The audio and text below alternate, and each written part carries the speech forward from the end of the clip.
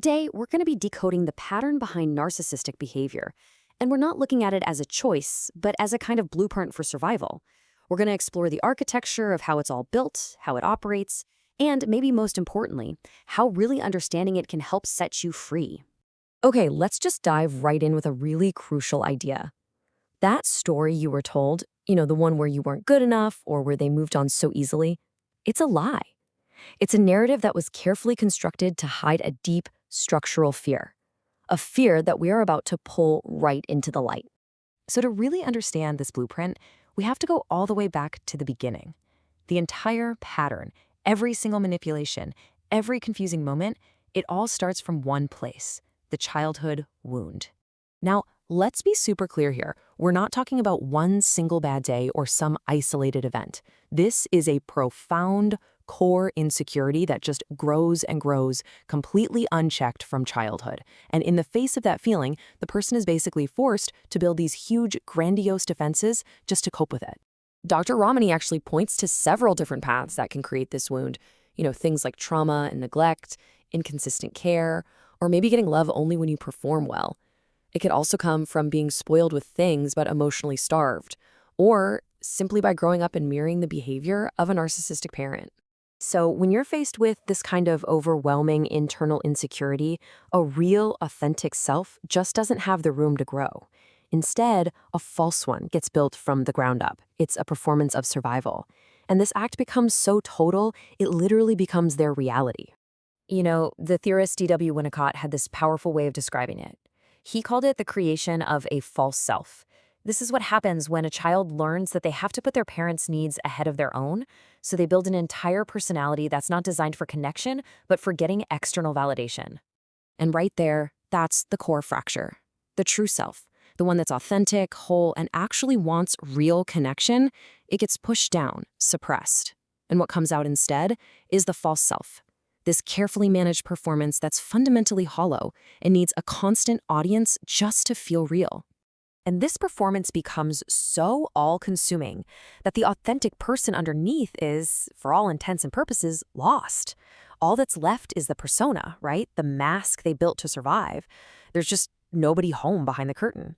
So, how does this blueprint actually play out in a relationship? Well, it shows up as this really predictable three-stage cycle. And it's so important to get this. The cycle is designed for emotional regulation, not for genuine connection. Think about it this way. They weren't falling for you. They were installing you.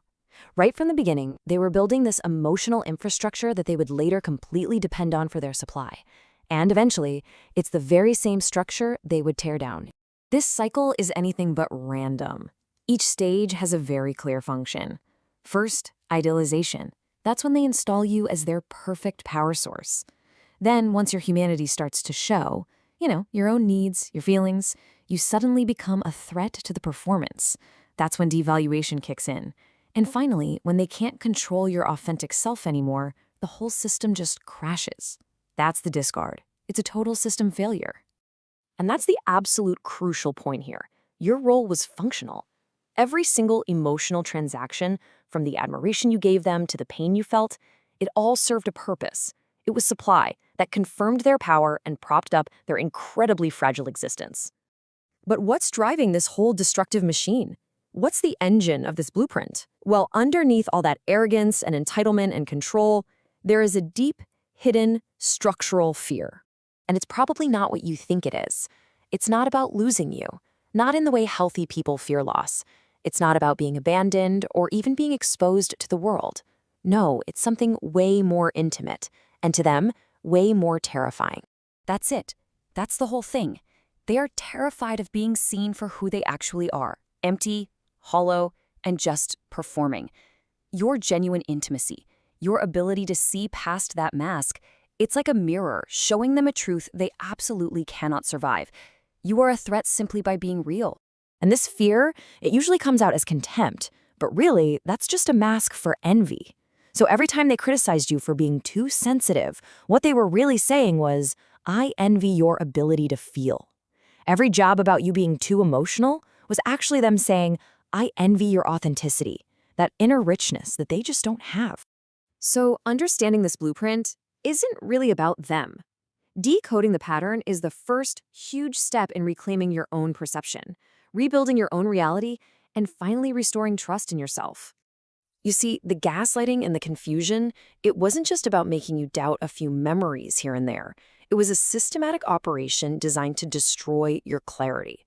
The whole point was to make you a stranger in your own mind, to cut you off from your own instincts. Dr. Ramani suggests this incredibly powerful act of reclamation, and it starts with a simple change in your language. Stop saying, "You make me feel." That phrase just hands them the trigger. It gives them all the power over your emotional state. Instead, say, "I feel." By owning your feeling, "I feel angry, I feel guilty," you take back ownership of your inner world. You put yourself back in control. And this really brings us to the final and most crucial takeaway. Please remember this. Your sensitivity, your empathy, your emotional depth, those were never flaws. They were the gifts they were drawn to, but could never, ever truly receive or handle. Your clarity, once you reclaim it, is your armor.